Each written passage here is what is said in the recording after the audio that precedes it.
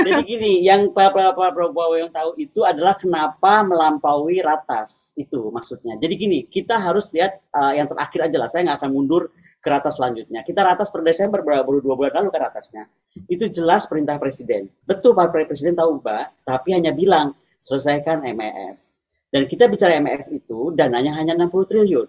60 triliun itu harus selesai sampai 2024. Dan harus dibagi ke tiga angkatan plus Mabes TNI. Makanya pertanyaan saya itu nyambung dengan pertanyaan Pak Rian. Baru bayar Rafaelnya saja, kita sudah kekurangan sekitar 4,48 triliun. Itu baru, 8,48 triliun. Udah kekurangan segitu, udah kekurangan 9 triliun baru buat Rafael. Padahal kita sudah tanda tangan Scorpion. Kita akan tanda tangan F-15, ya kan? Belum lagi kita sudah tanda tangan frigate yang 3 macam tadi itu, 4 macam, UK, Italia 2, dan Jepang. Jadi memang betul Pak Jokowi tahu, tapi kalau saya bicara tentang keuangan, dan kita bicara ratas, Mbak Rahel. Makanya saya ingin tahu, saya bilang mungkin Pak Prabowo yang tahu itu dan Tuhan, karena secara normal aja, terus yang bayar sisa ratusan triliunnya siapa? Gitu. Makanya juga tadi yang disampaikan Pak Rian Ernest benar. Ketika rakyat bertanya atau kepo kali ya bahasa gaulnya Mbak Rahel, kenapa sih ini buat apa sih? Jangan dianggap ini rakyat tidak setuju gitu, atau jangan dianggap rakyat nggak cinta NKRI, karena kayak ada asumsi kayak gitu loh Mbak, ketika kita nanya, loh ini nggak cinta NKRI, seolah-olah nggak mendukung. Bukan, yang kita mau bilang itu adalah sebagai rakyat yang membayar pajak, mau dia G2G kah, mau B2B kah, mau B2G, apapun itu yang bayar rakyat, gitu kan? Mau PLN, mau PDN, yang bayar rakyat gitu. Jadi yang maksud saya, seperti yang Mas Rian sampaikan, kita tuh perlu tahu kenapa ini kita ingin tahu, karena kita ingin yakin bahwa akuntabilitas, good governance, dan transparansi itu ada. Karena kalau masalah kerahasiaan belanja senjata sih nggak rahasia, penggunaannya rahasia kalau menurut aku. Lihat aja Gen Sentinel, gampang kok kita tahu semua beli apa juga gampang. Kalau Pak Prabowo nggak mau cerita ya kita bisa cek Gen kok, gitu loh. Nah, belum lagi nih, saya sekarang masuk, mohon maaf saya jadi potong sebentar Mbak Doni ya. Karena ini tadi saya bilang di awal, saya senang sekali karena nggak pernah Indonesia belanja masif seperti ini. Kita harus dukung. Tapi Pak Prabowo akan terbentur beberapa hal. Tadi saya sampaikan Undang-Undang Pertahanan pasal Undang-Undang 34. Ada beberapa pasal itu harus berubah. Akan tertabrak kepada kepentingan kebijakan politik luar negeri. Jadi kalau Pak Rahel bilang Pak Bu Menlu ada, apakah Bu Menlu sepakat kita keluar dari non-blok gitu kan? Ya, itu kan kita mesti tunggu jawaban itu. Karena dari pembelian sekarang sudah terlihat kita blocking kepada NATO, kita blocking kepada Amerika dan aliansinya. Nggak ada kita balancing. Kalau kita balancing, kita mesti beli Jian-20-nya Cina.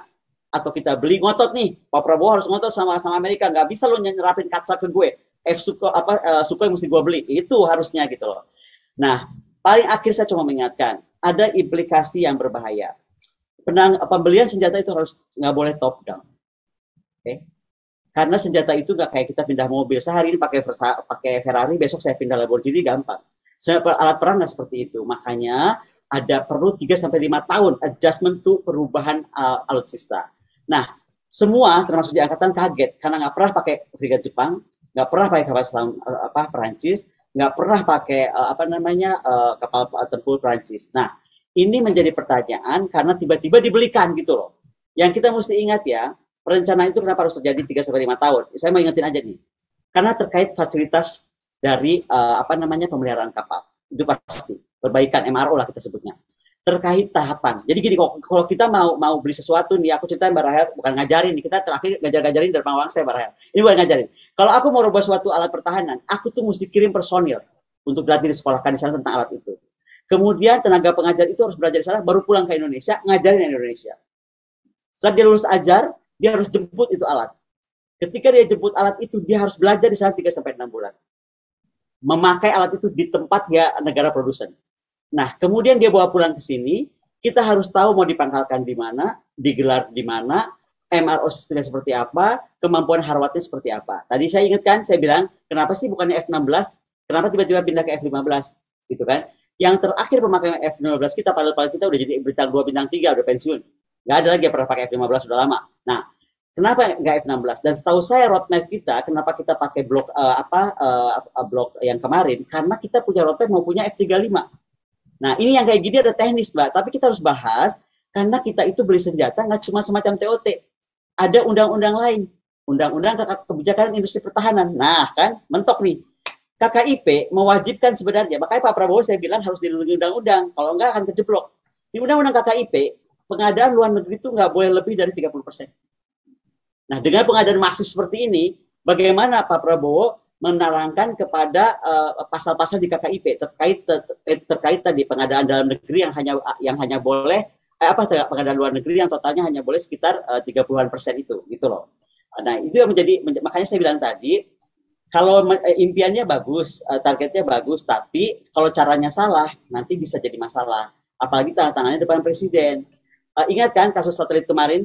Saya cuma ingatkan ya, ketika Orbit 123 dianggap oleh Pak Mahfud MD adalah melanggar kontrak dan terkait korupsi karena tidak ada anggaran. Ingat kan kalimat Pak Mahfud?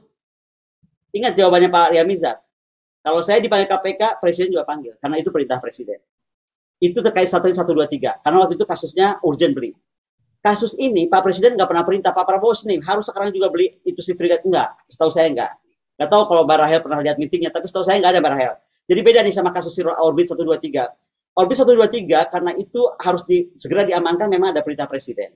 Kalau pembelian ini nggak ada Mbak, gitu kan. Kembali saya ingatkan tadi juga soal anggaran. Be very careful tentang anggaran. Saya cuma mengingatkan ini kewajiban saya sebagai akademisi, karena buat kita untuk menembus arbitrase itu mahal banget. Ini yang Orbit kenapa nggak selesai? Arbitrase itu untuk bayar konsultannya aja bisa jutaan dolar. Jadi jangan sampai karena kita tanda tangan kemarin dengan Prancis, maka kita akan melibatkan beberapa stakeholder lagi. Bukan saja si Rafael, tapi tadi yang saya sampaikan bagaimana tentang kerjasama dengan naval group, kemudian dengan Dassault, ya kan aviation, kemudian dengan Thales dan lain-lain. Dan ini hubungannya ke penataan itu. Tugas saya untuk mengingatkan itu. Ya, terima kasih Bu Koni sudah mengingatkan. Cuma tadi maksud saya itu bukan berarti bro dan sis tidak boleh mempertanyakan uang pajaknya. Tentu saja boleh dong. Kita kan pengen tahu dong uang pajak kita dipakai apa. Nah, tapi di sini yang mau saya jelaskan adalah bahwa Pak Prabowo itu kan hanya menjalankan tugas atas perintah presiden untuk ditanya, ini kita butuhnya apa nih untuk 25 tahun ke depan. Pak Prabowo kan hanya menyerahkan itu. Kemudian itu kan yang mensimulasi mana yang bisa dibeli, mana yang enggak. Itu kan tentunya kan Ibu Menteri Keuangan yang akan mencarikan anggarannya gitu. Kalau misalnya tidak ada lampu hijau dari Kementerian Keuangan, tidak mungkin Pak Prabowo lancang menandatangani kontrak. Gitu. Sorry, Pak Prabowo kan nggak mungkin bayar ini pakai uang pribadi kan. Ini kan harus, maksudnya ini kan apalagi G2G gitu, dari akan dibayarkan langsung oleh Kementerian Keuangan. Jadi Jadi menurut saya mengenai pembiayaan itu memang ranahnya ada di Kementerian Keuangan. Pak Prabowo itu kan Menhan ya, tugasnya ya hanya menyusun apa yang diminta oleh Presiden gitu. Mengenai mana yang bisa dilesi atau tidak kan itu nanti tentunya berkoordinasi dengan Kementerian Keuangan. Untuk sementara cukup dulu dari Sis Rachel, kita sambung dulu. Nah, tadi saya menyoroti, ini kan ada beberapa pandangan, dan sangat menyoroti bahwa anggaran terbatas. Bahkan Sis Rachel sendiri pun juga bilang bahwa anggaran kita itu terbatas. Dari Bro Rian juga menyoroti anggaran kita terbatas. Bahkan dari Sis Koni justru malah menyorotinya lebih jauh lagi, malah ada selisih anggaran. Nah, ini akan menjadi pertanyaan besar nih, gitu. Sudah anggarannya terbatas, belanjanya sangat banyak, dan itu di luar daripada yang dianggarkan. Kita tidak bilang bahwa ini adalah visi misi presiden, atau ini adalah tanggung jawab presiden. Di sini Pak Prabowo adalah sebagai Pak Menteri yang bertugas untuk memberikan masukan kepada presiden, dan memberikan masukan terbaik yang tepat, relevan, dan sesuai juga dengan kondisi yang ada di masyarakat saat ini. Ini yang harus kita lihat sebagai gambaran umum.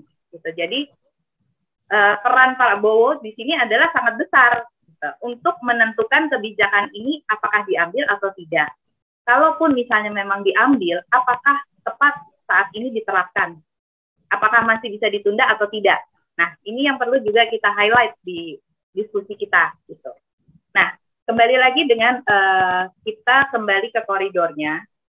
Mengacu pada RPJMN di 2020 sampai 2024, di sini adalah amanatnya reformasi anggaran dengan penajaman prioritas pengadaan alutsista. Nah, seberapa jauh nih anggarannya ini sudah efisien dan sudah sesuai? apakah pengadaan jet tempur ini sudah berkelanjutan dengan teknologi sebelumnya? Nah, tadi sudah dibahas sekilas ya oleh Siskoni ya. Berarti kalau tidak, nah apakah anggaran itu termasuk dengan yang anggaran besar untuk peralihan teknologinya tadi? Gitu. Nah, mungkin bisa dibantu dari Siskoni, bantu elaborasi ya. Aku cuma cerita sedikit aja ya. Jadi gini, ketika kita bicara alutsista, kita tuh bicara readiness yang disampaikan tadi oleh Parian. Jadi jangan cuma tahu beli aja, gitu kan? Nah, saya mau gambarkan aja. Tahun 2009 kita tuh anggaran pertahanan kita tuh 33,67 triliun. Oke. Tahun 2020, nggak usah 2021 lah, lebih tambah lagi. Saya ngomong 2020 aja. Itu 131 triliun. Jadi ada kenaikan anggaran pertahanan 389%. Tuh, Mas Ernest, panjang banget tuh. Sekarang saya ngomong readiness. Emang readiness-nya naik 400 kali atau 4 kali lipat? Enggak. Penerbang tuh naik ke readiness-nya hanya 28%. Bukan naik, statusnya 28%. Pesawat tempur kita readiness-nya 37%. Jadi kalau sekarang ditanya nih, 100% pesawat tempur kita bisa enggak? Enggak. Hanya 37%. Makanya tadi saya ingatkan tentang commonality dari pembelian alat utama sistem senjata. Kita akan punya Rafale, kita punya F-15, kita nanti punya F-16. Tahu nggak itu akan jadi sangat mahal. Pemeliharaannya, perbaikannya, ya kan, belum lagi melatih para pilotnya. Intinya kalau kita tuh tidak satu jalan dalam satu pola roadmap, buku biru lah kita bilang gitu kan, maka kita akan punya masalah besar gitu. Masalahnya itu tadi akan selain juga punya masalah platform berbeda, itu akan sangat lebih mahal gitu loh. Makanya benar Mbak Doni kalau ditanya tadi, kembali kalau saya itu betul memang tugasnya Menteri Pertahanan mendesain gitu apapun yang mau dibikin, dan tugas Menteri Keuangan membuat uangnya. Ya tapi kan juga sesuai dengan keuangan negara.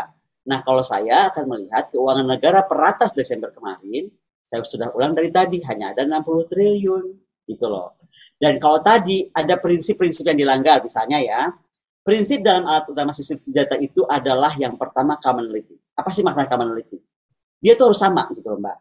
Makanya saya yakin kita tuh udah pindah blok, cuman nggak diumumkan aja. Kita tuh udah jadi blok aliansi Amerika Serikat. Kenapa? Yang ditekankan commonality. Jadi kita tuh sekarang akan bisa bersama-sama Prancis nanti menghadapi isu Laut Cina Selatan. Karena Prancis kan di sini udah bangun 4 fleet, Pak, udah bangun 4 armada. Kemudian kita akan bersama-sama Amerika Serikat, gitu kan. Meskipun kita salah beli kalau F-15, harusnya beli F-16, gitu kan. Nah, kemudian tadi saya bilang ada ukuran-ukuran lain, misalnya apa? Misalnya prinsip interoperability. Jadi interoperability itu bukan cuma antara angkatan darat kita, laut kita, udara kita, no. Interoperability antara kita di kawasan. Tadi kan saya ingatkan, Mbak Nuning Kertopati aja ingatkan, ini balancing power. Mbak Ruri ngomong, Mbak Kuri bilang, ini balancing power. What does it mean sih balancing power? You don't buy things cuma balancing power dengan display. No, you have to exercise together. Nah, exercise together itu memerlukan commonality, interoperability. Belum lagi saya masukin, ada lagi nih standar, namanya Catnip Cycle. Kita mesti tahu kapan dia dibeli sampai kapan dia didisposal, gitu kan? Yang paling penting, lesser type, ya kan, itu akan lebih memudahkan MRO dan lain-lain. Kemudian juga kuantitinya lebih banyak, itu akan lebih murah, gitu loh intinya. Ya kan? Nah, kemudian yang terakhir, ketika kita beli senjata, sistem senjata, kita mesti lihat ada namanya score system. Jadi nggak bisa nih, oh ternyata Rafale keren banget, oh ternyata F-35 bagus banget. Enggak, itu ada hitungan. Namanya score system sistem senjata. Pertama, safety record. Kedua, commonality. Ketiga, interoperability. Keempat, simplicity logistik. Kelima, local fast moving part. Jadi logistik spare partnya mesti gampang. Kemudian local content-nya, tadi yang terkait KKIP. Kemudian local MRO support. Kenapa tiba-tiba Australia bikin AUKUS?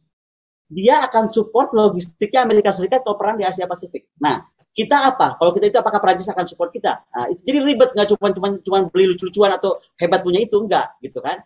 Kemudian overall maintenance dan juga acquisition cost, gitu kan? Nah, kalau saya ditanya, ya kan, waktu saya lagi ramai sama Pak Prabowo yang kata Mbak Rahel dipanggil ke Kemhan, Mbak Rahel aku cerita ya. Bukan dipanggil lah, Bu. Ya, diundang. Oh ya, oke, siap salah, diundang. Oh my God, dipanggil saya, dipanggil kemana gitu. Jadi aku kasih tahu, kalau menurut aku ya, kalau kita sekarang udah masuk ke Green Water Navy, dengan hitungan tadi, maka misalnya untuk pesawat patroli kita harus beli E767. Untuk pesawat transport kita harus beli BE-200. Jadi ketika saya nunjuk ini tuh saya udah punya hitungan, bukan cuma karena suka. Kemudian pesawat tempur siluman kita, kalau kita sudah Blue Water Navy atau ada di 2 samudra, sesuai arahannya Pak Jokowi, kita harus beli Jian 20. bukan saja F-35. GN20 karena kita non-blok, saya waktu itu ini kan kita masih non-blok nih, ya kan? Kemudian kapal induk kita yang pertama kita mesti beli baru nih, karena kita belum pernah punya kapal induk, Charles de Gaulle, punya Perancis, karena memang kapal induk Perancis yang paling pas buat kita mulai. Tapi ketika kita sudah jadi utuh Blue Water Navy, udah bisa di Samudra Pasifik, udah bisa di Samudra India, kita baru bilang F-35. Jadi gitu tahapannya. Kemudian kapal induk kita sudah bisa masuk kapal induk yang lebih di atas kelasnya Charles de Gaulle, yaitu tipenya No 75. Ini semua kenapa harus ada namanya roadmap? Karena tadi saya sampaikan kaitannya ke anggaran, ke pemeliharaan, ke readiness, ke MRO, dan ke KKIP. Di Undang-Undang Industri Pertahanan, wajib ketika kita beli alutsista itu atau procurement, berapa persen itu masuk dalam industri dalam negeri. Mau tier satunya kah, duanya kah, tiganya kah, empatnya kah. Nah, ini yang saya ingin tahu. Kalau kita beli Rafael, apa yang akan dibuat oleh kita? Berapa banyak tenaga kerja terserap? Berapa banyak uang akan dihasilkan? Utungannya mau disedetil itu. Makanya nggak heran kalau Pak Prabowo dipanggil DPR. Pasti ditanya. Karena kan undang-undang pertahanan nggak berdiri sendiri. Ada undang-undang KKIP gitu, industri pertahanan. Apalagi Pak Menteri ini, Pak Menteri BUMN udah bikin integrated industri pertahanan. Wah, itu lebih complicated lagi. Ada omnibus law terkait industri pertahanan. Lebih ribet lagi. Jadi ada berapa undang-undang yang harus ditimbang dengan betul gitu. Tapi kembali kalau soal uang, Mbak Rahel sayangku, memang betul itu urusannya Bu Sri. Tapi kalau cuma Pak Prabowo boleh ngomong pengen ini pengen itu, kalau nggak dibeli kan jadi malu. Apalagi udah tanda tangan. Itu yang saya jaga. Saya ingatkan Ratas kemarin hanya ada 60 triliun. Makanya ratusan triliun itu saya belum tahu uangnya dari mana. Mungkin Pak Prabowo tahu. Yang sudah ditandatangani kan baru 6 pesawat, yang satunya adalah 1,6 T. Betul, jadi tapi itu mengikat 36 lainnya. Ya. Ya, 36 lain kan artinya masih dalam proses bertahap. Itu. Kalau kita udah baca MOU tanda tangannya belum? Jadi ketika 6 di tanda tangan, itu mengikat 36 lain. Baca Lembong deh. Saya juga kalau nggak ngerti itu, dan Lembong saya konfirmasi ya, saya nggak usah bilang saya konfirmasi ke siapa yang di Prancis, tapi saya konfirmasi langsung. Jadi di Lembong itu segera ditulis, begitu tanda tangan 6, 36 terikat. Jadi 42 total, gitu kan. Nah sekarang masalahnya adalah, saya nggak cuma percaya Lembong, saya cek ke Prancis. Memang betul, tanda tangan 6 itu mengikat yang lain. Makanya tadi saya awal udah bilang, jangan sampai Pak Prabowo kena arbitrase. So, ketika saya menyampaikan ini, itu bukan against Pak Prabowo ya. Tolong catat baik-baik. Karena begini nih, saya tahu banget modelnya Pak Prabowo. Tahu-tahu ntar gue diserang buzzer. Oleh Miss GN, semua media ditelepon. Udah apal deh gue kemarin kayak apa. Jadi, aku coba ngomong bahwa... Tos dulu Bu Koni, tos dulu berarti. Aku coba mengingatkan, aku punya kewajiban menjaga presiden. Karena presiden ada kemarin saat tanda tangan. Aku punya kewajiban menjaga Kemhan. Karena dia institusi kita yang harus kita hormati. Jangan sampai kejebak ada arbitrase, karena arbitrase yang kemarin pun belum selesai. Itu kira-kiranya. Ya, terima kasih masukannya. Cuma kalau sepengetahuan saya tadi kan memang yang 36 lainnya terikat, tapi kan pembayarannya kan artinya bertahap. Mungkin kan kita sudah bisa punya prediksi ya, anggaran pertahanan kita rata-rata berapa tiap tahunnya. Itu kan kita bisa lihat biasa-biasanya berapa dalam situasi pandemi sekarang berapa, sebelum pandemi berapa. Nah, mungkin dari sana juga mungkin Pak Prabowo bisa melihat itu gitu dengan Ibu Menteri Keuangan. Jadi kalau boleh nambahin dikit juga, sebenarnya planning Pak Prabowo meskipun masih plan itu kan 1.700 triliun sampai 2024. Dengan tadi misalnya Mbak Rahel bilang kita bisa lihat trend pattern dari tahun ke tahun anggaran pertahanan seperti apa, udah pasti nggak mungkin cukup. Nggak mungkin. Kalau kita tidak sedang pandemi, artinya memang kita sedang tinggi-tingginya performa ekonomi kita, tentu ini adalah visi yang luar biasa. Jadi Partai Solidaritas Indonesia sebenarnya nggak pernah anti modernisasi. Kita ingin kok negara kita makin hebat, makin menimbulkan efek gentar bagi negara tetangga. Cuma memang yang PSI pertanyakan momentumnya memang. Keinginan kita begitu besar, keinginan Pak Prabowo begitu besar, itu pun saya takutnya nanti menabrak beberapa peraturan. Tadi Mbak Koni sudah sampaikan soal ratas yang dilampaui. Saya juga sempat lihat ada peraturan teknis, kalau kita membeli barang tapi nggak punya uang dan dapat pinjaman, nggak bisa semuanya pinjaman, sebagian harus dari APBN kita juga. Jadi ada beberapa hal teknis yang kita lihat sebenarnya belum settle di sini. Tapi Pak saya Prabowo boleh ingatkan nggak Pak Ernest? Pak Ernest ya. Saya tambahkan ya, karena kita bebannya bukan cuma bayar pesawat tempur dan lain-lain ini. Itu ibu kota negara itu 1.477 triliun. Oke? Anggap nih dia approve sama presiden. 1.477 triliun, tambah ini berapa ratus triliun tadi saya bilang. Hampir 2.000-an triliun. Siapa yang mau bayar? Gimana bayar? Saya aja nggak ngerti gitu loh. Jadi kita mesti hati-hatinya di sana. Karena jangan cuma diingat bahwa belanja negara itu hanya belanja pertahanan. Enggak. Saya mau pikirkan tentang ibu kota negara yang harus selesai 2024 karena Pak Presiden mau berkantor di istana tahun 2024. Itu akan menuntut uang yang sangat besar dari Bappenas. Setahu saya, karena saya pernah ngobrol sama Pak Suharto Mono Arfa, dia juga bingung nih uang dari mana untuk si kurang-kurang ini, masih bingung gitu loh ceritanya. Makanya tadi saya cuma ingatkan, karena bukan cuma anggaran sih, tadi nggak ada yang perhatiin pas saya bilang bahwa Pak Prabowo ini bisa kena judicial review. Tidak kena masalah kalau kita nggak judicial review Undang-Undang TNI nomor 34. Ini tolong Pak Ernest nanti pelajari pasal 98, 9, 10, 11, 12, dan 20. Kalau baca itu akan kelihatan kita itu sebenarnya doktrin perangnya harus berubah. Strategi perang kita berubah. Udah nggak boleh sisahkan merata. Nah, program-program Pak Prabowo kemarin kan sangat bersisahkan merata tuh. Yang waktu hasil itu loh Mbak Rahel. Komcat ya. Komponen cadangan. Bukan cuma komcat, itu kan ada ini loh, di Unhan tuh diadakan konferensi besar-besaran tentang kenapa mesti sisahkan merata. Makanya keluar Komcat, Komduk, dan Bela Negara itu. Nah, itu mesti stop juga, termasuk Kementerian Pertahanan. Jadi apa tuh, untuk jadi ketahanan pangan. Itu mesti stop kalau kita terusin ini. Karena gini loh, kita tuh nggak bisa dua-duanya. Mau inward looking, ya, yaitu tadi sisahkan merata, atau mau outward looking. Kita menjamin ke apa yang Mbak Puri bilang tadi, keamanan kawasan, balancing gitu kawasan. Nggak bisa dua-duanya gitu loh. Nah, itu dua-duanya jadi mahal. Makanya saya bilang sekarang berarti bela negara stop. Ya kan? Kemudian program ketahanan pangan Pak Prabowo yang di Kalimantan gede-gede itu stop juga gitu. Karena sekarang kita udah in outward looking defense. Judicial review harus segera dilakukan oleh Mbak Rahel dan kawan-kawan di Komisi 1. Karena tadi fungsi Angkatan Darat, Angkatan Laut, Angkatan Udara udah nggak sesuai dengan pasal 34. Kalau baca Undang-Undang 34, Mbak, itu masih sangat inward looking. Apa yang dibeli oleh Pak Prabowo itu jelas-jelas menunjukkan kita jadi outward defense. Apalagi ada F-35 coming soon. F-35, ya kan, itu juga menjadi masalah karena sekarang Amerika tuh jadi bingung. Kenapa akhirnya pilihannya juga kita jatuh ke F-15 ya. Ini saya mau bilang juga ya, kalau kita beli sesuatu. Kan kita sebetulnya sempat menjajaki untuk ke F-15, tapi kan kita ternyata tidak memungkinkan untuk dilanjutkan pembelian F-15. Gitu. Tapi yang saya tahu itu tuh sekarang sedang dipertimbangkan. Memang belum ditandatangan Mbak Rahel, makanya mumpung belum ditandatangan, saya mau ingatkan aja Mbak Rahel ya. Jadi waktu 2012 kita tuh udah punya roadmap Angkatan Udara tuh mau kemana, ya. Nah, karena kita punya roadmap Angkatan Udara mau kemana, kita tuh punya blok F-16 namanya blok 72. Blok 72 itu hanya desainnya buat Indonesia. Nggak ada negara lain pakai, hanya untuk Indonesia. Kenapa harus blok 72? Kan blok 72 itu Viper kan? Iya, Viper. Kenapa mesti F-16 blok 72? Karena yang bisa akan ke arah F-35 yang punya teknologi hampir sama dengan radar AESA generasi kelima gitu kan, dengan teknologi lain-lain yang sesuai, itu ada turunannya ke situ. Makanya kita nggak boleh pakai F-15. Karena kita either ambil F-16 blok EF atau ambil F-16 blok 72, tapi karena kita udah pakai 72 harusnya pakai 72 terus gitu loh. Karena ini juga ya akan mencakup tadi ada beberapa hal teknis termasuk tadi commonality di kawasan gitu kan. Kemudian interoperability antara kawasan juga. Sekali lagi arah pertahanan kita udah berubah. Yang paling penting Pak Prabowo harus segera siapkan doktrin pertahanan. Doktrin pertahanan kita akan berubah dan kita namanya menjadi outward looking military. Itu saya cuma ingatkan itu aja. Jadi jangan sampai kebijakannya dianggap nggak nyambung gitu aja Mbak Rahel. Tugas aku cuma ingetin itu dan mengingatkan loh, bukan ngajarin. Mbak Nuri, saya mungkin boleh membantu ya sedikit. Pertama, memang benar kata Mbak Koni dan teman-teman bahwa transparansi anggaran dan perencanaan ini kan memang kurang ya. Memang komunikasi publiknya Kemhan kita rasakan agak kurang, entah kenapa, meskipun Pak Prabowo itu sudah mengundang Mbak Koni secara khusus, kemudian juga kami yang merupakan akademisi, peneliti dan juga wartawan juga diundang untuk diberikan penjelasan mengenai kondisi sesungguhnya dari readiness pertahanan dan memang sangat rendah sekali ya. Mungkin itu yang menyebabkan Pak Prabowo tidak mau terlalu transparan.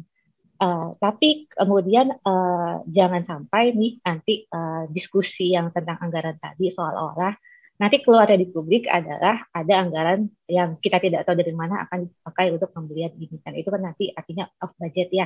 Dan ini kan akan melanggar undang-undang. Padahal kita sudah melakukan reformasi keuangan itu sudah sangat bagus. Dan penelitian kami dengan teman-teman CSIS tahun lalu itu menunjukkan bahwa anggaran APBN kita termasuk anggaran pertahanan itu sudah bisa dipercaya pencatatannya ya. Dan itu kami juga menghitung dari SIPRI, dari Janes itu hitungannya sama. Jadi untuk anggaran saya rasa lebih baik nanti SIS dan Bro PSI ini mengundang dari Kementerian Keuangan untuk menjelaskan apakah memang ada perubahan dari yang ratas tadi disebut oleh Mbak Koni, atau memang belum bisa dipastikan sampai sekarang. Misalnya saya dengar PSP untuk Avalin memang sudah diterapkan, tapi untuk F15 mungkin belum ya.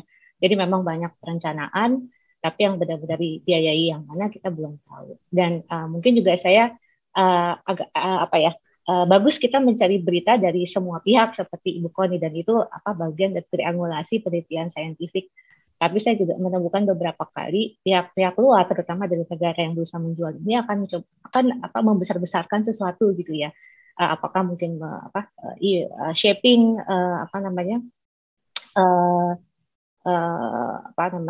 public opinion ya, bahwa kita sudah membeli atau kita sudah sangat committed, padahal tidak. Kita juga melihat ya dalam beberapa tahun terakhir teman-teman dari Rusia itu gencar sekali kan bilang, oh kita sudah tanda tangan, kita akan efektif, dan juga dari pihak Korea Selatan. Jadi mungkin memang terbaik adalah kita kembali kepada teman-teman di Kemhan sebenarnya seperti apa. Yang kedua tadi ada poin yang bagus dari Mbak Koni yang saya rasa ini juga menantang para ahli hubungan internasional mengenai apakah kalau kita beli dari Perancis dengan komitmen yang begitu banyak, kemudian kita harus mengubah politik luar negeri kita. Saya rasa ini saya tawarkan alternatif lain pandangannya ya. Saya rasa ini kan tidak bisa dilepaskan dari embargo yang dikenakan oleh Amerika Serikat kepada Rusia, di mana kita kemudian ikut terkena dan kita akhirnya nggak bisa lanjut dengan SU-35. Dan kenapa Perancis? Coba kita pikirkan, apa sih syarat untuk pengadaan alutsista yang baik? Pertama, menurut Undang-Undang Industri Pertahanan tidak boleh pada potensi di embargo, no string attached, gitu ya. Kemudian, kita nggak dibayar embargo, Mbak Puri. Kalau kita mau non-blok, kemudian nggak blok NATO, kenapa nggak ambil G20? G20 keren banget. Yang kedua adalah negara yang tidak memiliki persinggungan geopolitik kita. Tiongkok punya di Laut Tengah Utara. Makanya kita harus berhati-hati ketika kita membeli dari Tiongkok. Yang ketiga adalah bahwa harus ada kemandirian mengoperasikan, kemandirian maintenance, gitu ya. Kemudian berkontribusi pada pengembangan industri pertahanan nasional, dan terakhir adalah harusnya ada keseragaman alutsista. Tapi ini konsiderannya kemudian bertentangan ketika diletakkan dalam konteks politik bebas aktif, gitu ya. Untuk kemandirian penggunaan dan maintenance, ini yang menarik adalah Prancis meskipun kita katakan blok barat, tapi kan merupakan anak nakal di sana ya. Prancis tidak cuma sekali dua kali menunjukkan mereka punya posisi politik yang berbeda. Dan jangan lupa sejak zamannya Jenderal de Gaulle, Prancis itu sudah berkomitmen mereka mandiri dalam teknologi pertahanan. Teknologi Prancis yang ditawarkan pada Indonesia itu adalah ITAR free, artinya apa? Bebas dari komponen Amerika, tidak bisa diembargo. Jadi dengan membeli Rafale, itu sepertinya pemerintah Indonesia membuat statement besar. Kami mungkin tidak bisa membeli produk Rusia, tapi kami tidak bisa diintervensi oleh Amerika Serikat ke depannya. Nah, kemandirian maintenance gimana?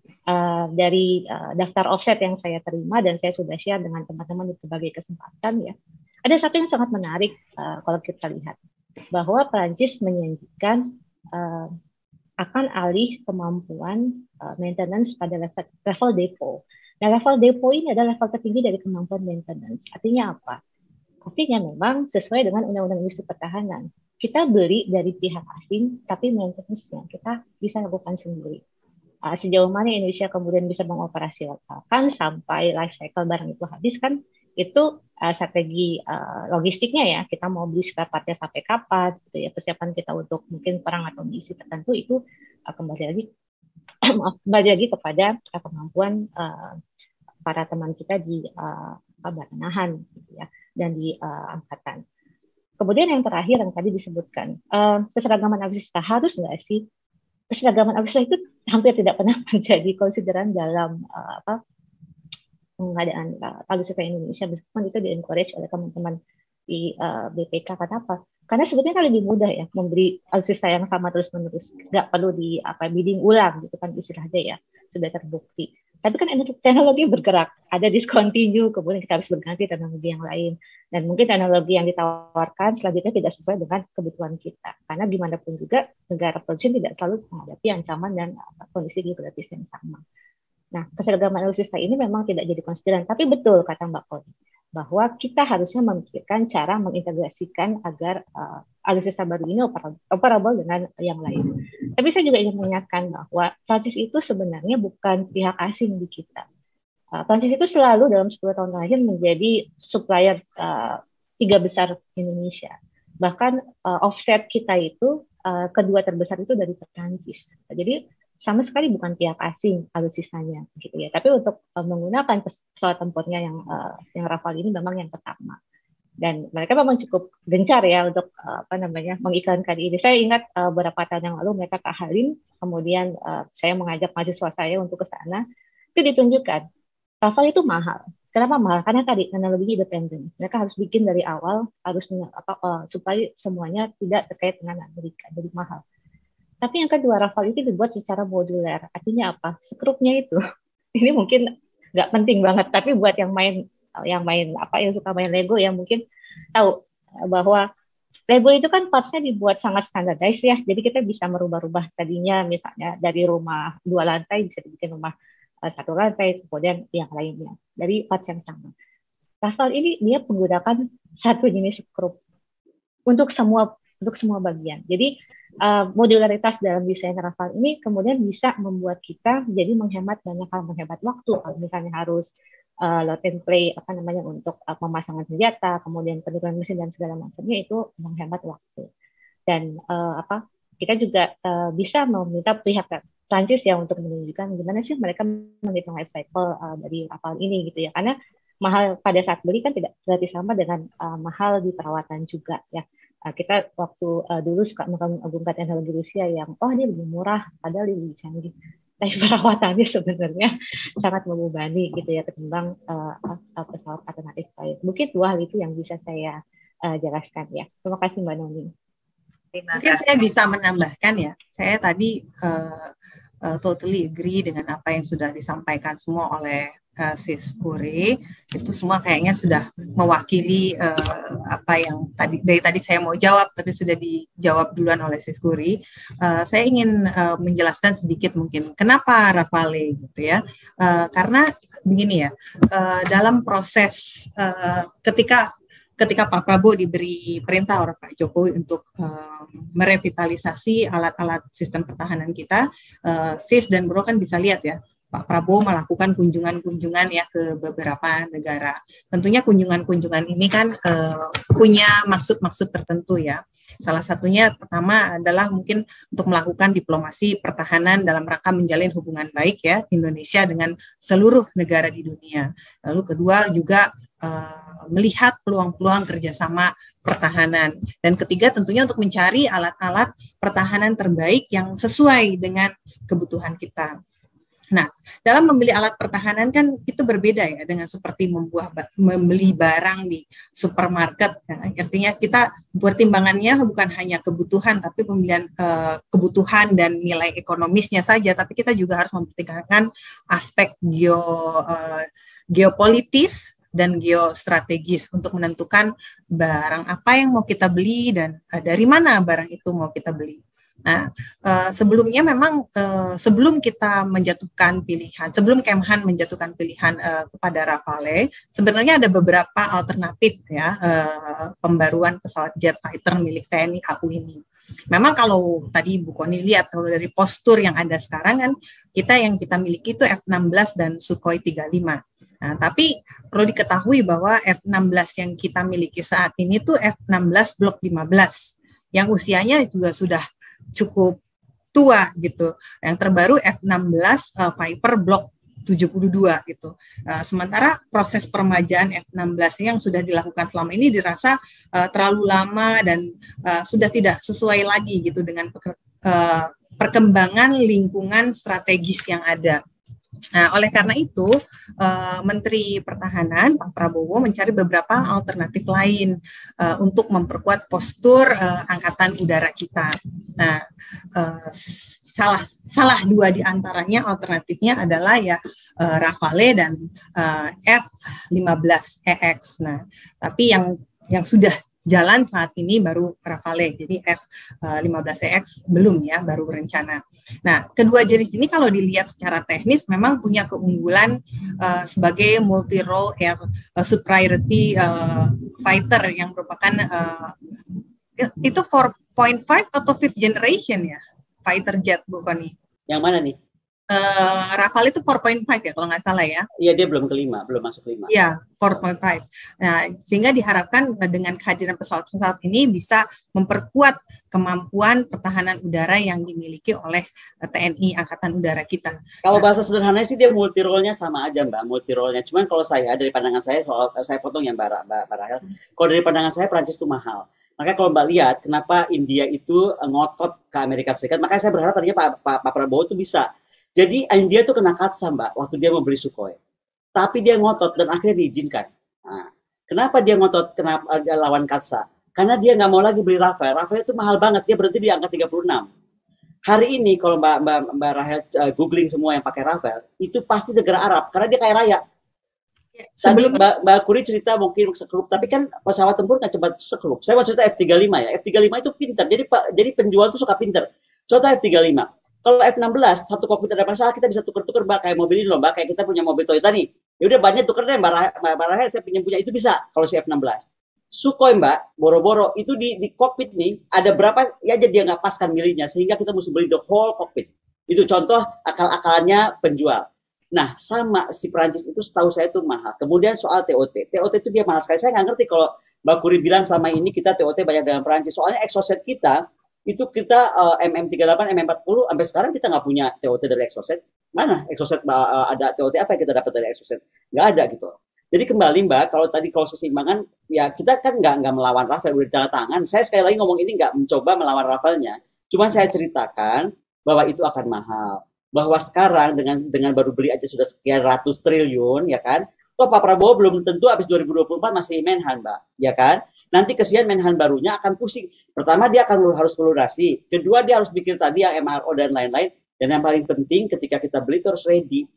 Saya juga harus ingatkan lagi, kita bukan cuma ngomong Rafale dari tadi, kok nggak ada yang bahas itu kapal Italia itu semua gitu kan, kapal Jepang.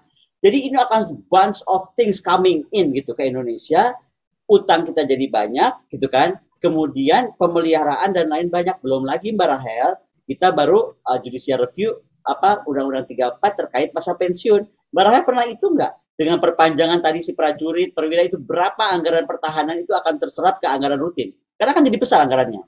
Makanya tadi waktu awal saya langsung punchline saya, tolong Pak Prabowo juga sekalian supaya terjaga daripada masalah si Undang-Undang 34 sekalian aja yang di judicial review, jangan cuma Undang-Undang pasal 50 tentang terkait pensiun 5371.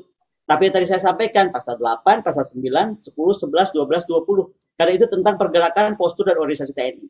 Gitu Mbak Rahel, saya titip aja karena kan Pak Prabowo mau dipanggil ke DPR tuh Mbak. Tolong, kalau enggak nanti Pak Prabowo kena, karena itu masih inward looking defense. Yang kita beli ini alat peralatan untuk outward looking defense. Oke, aku terusin ya penjelasanku yang terpotong tadi. Sorry. Jadi proses pemilihan alternatif ini kan sebetulnya berlangsung sudah cukup lama ya, dan beberapa pabrikan dari negara-negara produsen jet fighter juga menawarkan produk mereka ke Indonesia. Kalau kita tahu kan sebetulnya 5 top 5 produsen jet fighter di dunia itu kan Amerika, and then Russia, Prancis, Jerman, sama China ya. Nah, namun setelah melalui berbagai macam pertimbangan, juga tentunya berkoordinasi dengan Kementerian Luar Negeri dan Kementerian Keuangan, menimbang berbagai macam aspek, baik itu aspek komersial maupun geopolitik dan keuntungan imbal balik yang ditawarkan kepada kita, karena setahu saya kita ada keuntungan imbal balik karena mereka menjanjikan bahwa melakukan maintenance di dalam negeri misalnya, terus melakukan training, pelatihan, lalu ada transfer of technology. Nah dari pertimbangan-pertimbangan itu semua, maka Rafale lah yang dirasa paling memenuhi pertimbangan-pertimbangan tersebut. Jadi kira-kira itu ya sejarah kalau orang bertanya kenapa Rafale itu mungkin itu yang bisa saya jelaskan. Kalau nambahin dikit boleh, karena kita diskusi juga nanggepin. Sebenarnya poin Mbak Rahel itu bagus banget. Tapi itu tadi, saya informasi itu belum bisa didesiminasi secara luas oleh Pak Prabowo gitu ya. Jadi saya sekali highlight sebenarnya informasi yang mudah diakses oleh publik. Ya, saya yakin nanti kan beberapa teman di DPR kan sudah melakukan statement ya, termasuk teman saya, teman baik saya Dave Laksono juga bilang bahwa DPR RI akan memanggil Pak Prabowo untuk melakukan penjelasan gitu. Ketika itu sudah dilakukan, saya yakin ada media banyak di sana. Insya Allah mungkin ini bisa jadi lebih tercerahkan, teman-teman tidak ini. Ya. Thank you. Meskipun poinnya Mbak Rahel tadi adalah itu sudah dilakukan, jadi sudah signing, baru publik bertanya begitu besar, lalu damage has already been done. Tadi meskipun memang kami belum dapat akses ke MOU seperti apa. Karena kan kalau di DPR kita nggak bisa tanya sampai satuan 3. Kita nggak bisa tanya kamu mau beli pesawat apa, dari mana. Itu kita tidak bisa, itu melanggar undang-undang kalau kita menanyakan sampai detail satuan 3. Karena itu potensi korupsi di sana gitu. Jadi kita kan kalau di DPR kan kita hanya membahas anggaran gelondongan besar. Poin-poin saya bukan ke soal teman-teman di DPR Mbak Rahel, tapi ke Pak Prabowo Subianto sendiri dengan jajarannya. Tadi kan konteksnya Bro Ernest ini kan ketika Rafale dibeli ini kan barulah orang riuh gitu loh. Oh, ini Rafale ini segini gitu. Nah, sebetulnya kan anggarannya sudah disetujui kemarin di DPR, cuman kan memang detail-detail barangnya apa itu, kenapa Rafale itu yang mau ditanyakan DPR kan. Nah, itu kita nggak bisa tanyakan. Termasuk seperti anggaran tadi estimasi sekitar 300 triliun gitu ya. Artinya kemungkinan dengan signing tersebut ada konsekuensi 319 triliun. Apakah sudah disetujui oleh teman-teman di DPR? Nah, Bro Ernest, saya mau jumping sebentar. Tadi saya ingatkan ratas ya. Kalau tadi keep saying bahwa Kemlu tahu, Kemko tahu, saya mau ingatkan aja, ratas pada Desember kemarin itu tidak dihadiri oleh Kemlu dan Kemko. Jadi sekali lagi itu ratas, nggak ada Menlu. Jadi sekali lagi anggaran itu yang kita tahu akan dibagi 460 triliun itu putusan Presiden. Jadi makanya sekarang kita harus cari tahu bagaimana cara pelunasan sisa itunya. Jadi pada kita debat panjang nih, pokoknya ratas per Desember hanya 60 triliun. Nah, utangnya baru dari Rafale aja sudah 300 triliun. Itu nomor 1. Nomor 2 juga adalah jangan memberatkan pemerintah yang akan datang. Karena sekali lagi ini mungkin akan mengambil anggaran kementerian lain. Kan tadi saya ingatkan lagi Bro Ernest ya, kita nggak cuma bicara anggaran pertahanan nih. Ada beban juga IKN 1.477 triliun. Saya kadang-kadang bingung aja jadi rakyat, apa saya pindah jadi rakyat orang lain ya, karena banyak banget utangnya gitu loh. Sementara kita kaget-kaget. Kecuali kita diajak ngobrol dulu, oke, Indonesia mau begini gitu. Makanya kita mesti beli apa, mungkin lain gitu, mungkin beda. Terus Mbak Puri, saya cuma mau tanya aja, tadi Mbak Puri bilang kita kalau sama Cina ada urusan. Perasaan saya kita nggak ada urusan sama Cina. Nggak pernah kita menyatakan kita musuhan sama Cina kok. Jadi kalau kita mau non-blok, kita harus betul-betul seperti Bung Karno, bisa main pegang Rusia, pegang Amerika waktu itu. Hari ini kita nggak pernah menyatakan, Menteri Pertahanan, Menteri Luar Negeri juga nggak pernah bilang kita musuhan sama Cina gitu loh. Jadi menurut saya kalau pembelian senjata nggak ada masalah. Sama aja dulu waktu Pak Presiden Soekarno beli blok Rusia, beli blok Amerika, dia bisa mainkan dengan cantik. Itu yang kita harapkan sekarang. Jadi kalau tadi Mbak Puri bilang nggak bisa karena kita urusan sama Cina, kita nggak bisa beli jian. Kenapa enggak gitu? Itu aja. Karena setahu saya kita belum pernah menyatakan kita kan juga tidak menyatakan bahwa kita tidak akan membeli barang dari Cina. Ya, bukan Barahel. Tadi Mbak Puri, tadi itu Mbak Puri bilang soal jian. Makanya saya bilang, kita Bu Koni kan bilang dengan kita membeli Rafale, kemudian nanti ada rencana membeli F-35 gitu kan. Itu artinya kita sudah pindah blok gitu, artinya kita menjadi blok Amerika gitu. Ini kan kita nggak tahu ke depan. Ini kan semua dari grand design ini kan bertahap pembeliannya gitu. Kita nggak tahu tiba-tiba di depan ada penandatanganan kerjasama juga dengan China atau dengan apa. Kita kan belum tahu ke depan. Kita nggak bisa menjustifikasi dengan pembelian yang baru. Ini Mbak Rahel, saya tekankan. Mbak Rahel, ketika kita beli bawa 42 atau 50 frigat atau 42 Rafale, itu kita kontrak jangka panjang, nggak mungkin nggak. Jadi itu yang saya bilang tadi kan dari awal saya bilang jangan sampai kita kena arbitrase, karena yang saya jaga justru itu, gitu. Kan dari tadi saya awal udah ngomong jangan sampai kita kena arbitrase, karena kalau kita sudah sepakat tanda tangan 6, dan tadi bukan cuma karena berita Lemong, saya cuma baca Lemong kemudian saya cek ke Perancis langsung. Jadi tanda tangan 6 itu mengikat yang 36 confirm. Jadi yang mau saya bilang anggarannya hanya ada segitu. Bagaimana kita mesti bayar langsung ke depan. Itu yang kita sampaikan dan harus hati-hati. Sekali lagi Mbak Rahel, jangan salah paham. Saya tidak akan dalam posisi mengajari Menhan. Tugas saya itu cuma menjaga supaya Kementerian Pertahanan tidak terkena beban yang tidak bisa ditanggung oleh menteri berikutnya. Syukur-syukur Pak Prabowo Mas Menhan, tapi paling kalau jadi presiden gimana? Kan udah jadi bukan Menhan. Apa Menhannya sama sama Pak Prabowo sekarang. Nah, jadi maksud saya, tugas saya nih sebagai akademisi mengingatkan beberapa hal itu. Yang kedua, terkait tadi non-blok itu penting. Kenapa tadi kan kita ikut embargo, Mbak? Mbak tahu nggak? Kalau kita ambil bloknya Amerika atau punyanya NATO, sama-sama kita bisa di blok di mana aja. Dan nggak usah pesawat itu di sini. Misalnya kita lagi mesen sekarang, Mbak, kita kemudian clash sama NATO, itu kapal kita lagi dibikin di mana atau sedang berlayar di mana atau sedang terbang kemana, suruh turun langsung, nggak boleh kesini lagi. Itu yang saya hindari kalau kita tidak mau membalance dengan negara lain. Makanya kita mesti punya dua alutsista dari blok yang berbeda. Sehingga kalau kita di blok oleh kesempatan Bu Koni, siapa tahu ke depan ada. Nah, ya kita tinggal bikin. Makanya tadi saya tanya kenapa gajian gitu loh. Oke, klarifikasi tahap awal. Oke, klarifikasi sebentar sedikit ya. Mbak Koni benar banget ya. Kita itu tidak pernah mengatakan kita berkonflik dengan Tiongkok ya. Dan kalau kita sampai melakukan itu, berarti kita sudah bisa dianggap tidak netral oleh luar ya. Kita tidak seperti Australia yang sudah menyatakan sikap melalui AUKUS.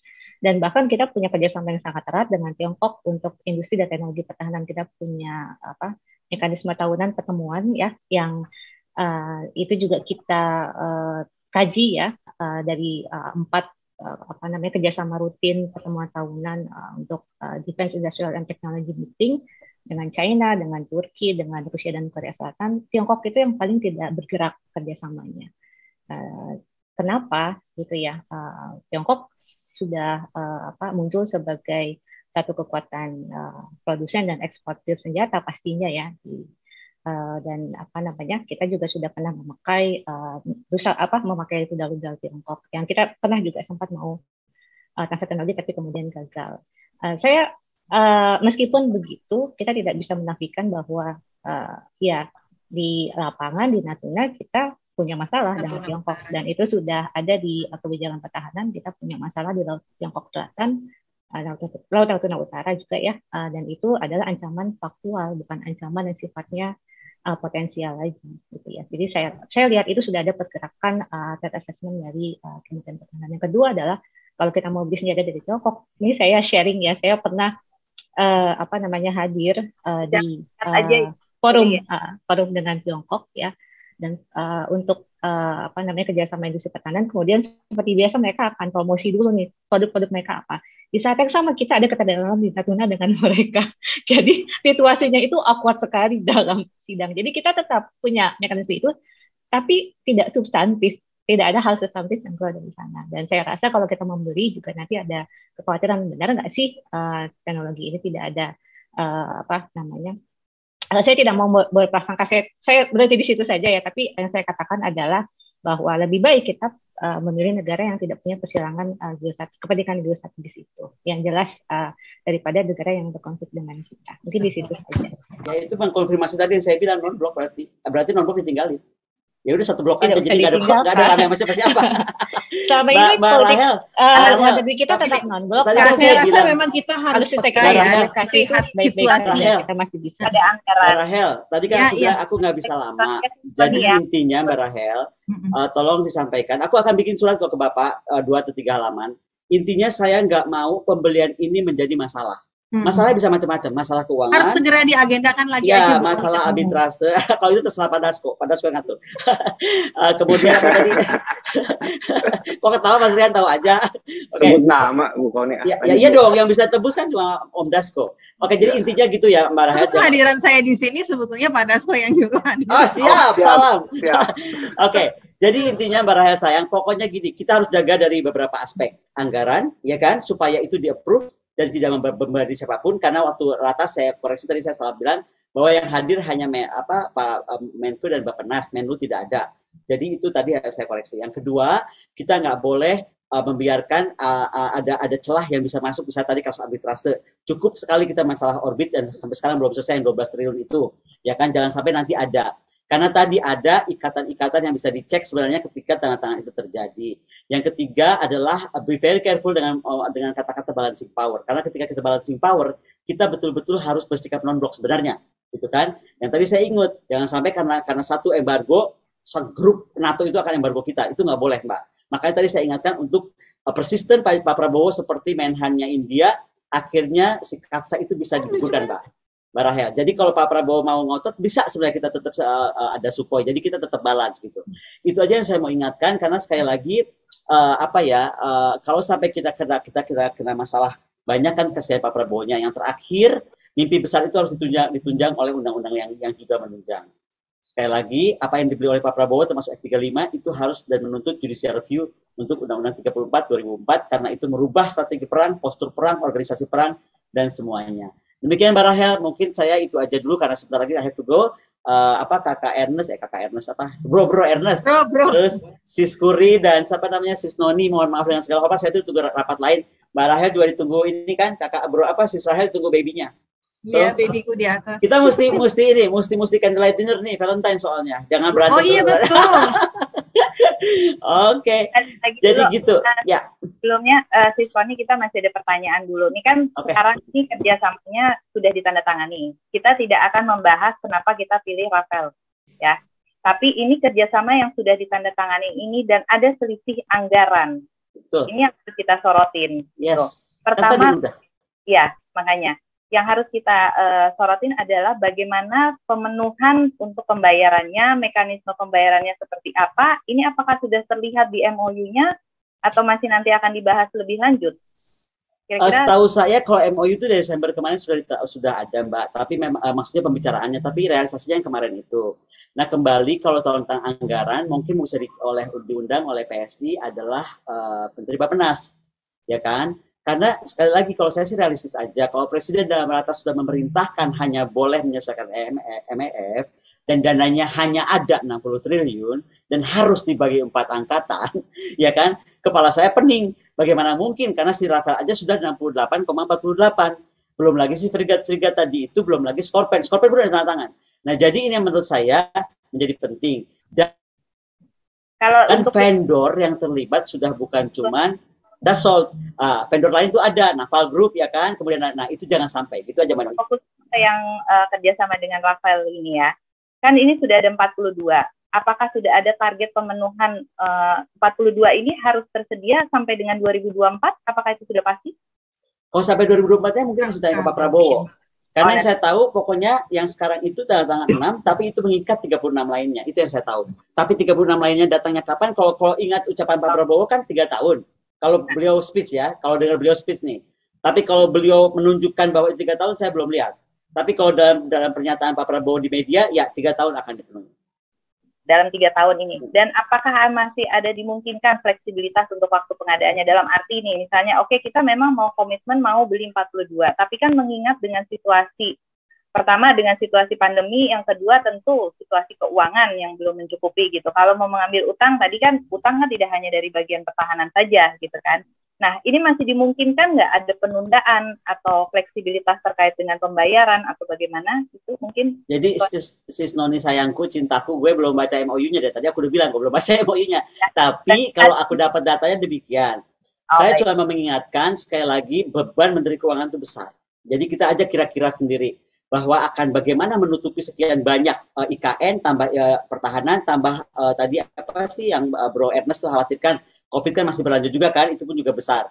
Nah tapi terkait ini sebelum saya pergi ya Bro Ernest, tuh kemarin saya baca statementnya, kita kan sedang menghadapi virus gitu. Kenapa sih nggak yang dibeli untuk peralatan menghadapi virus ya?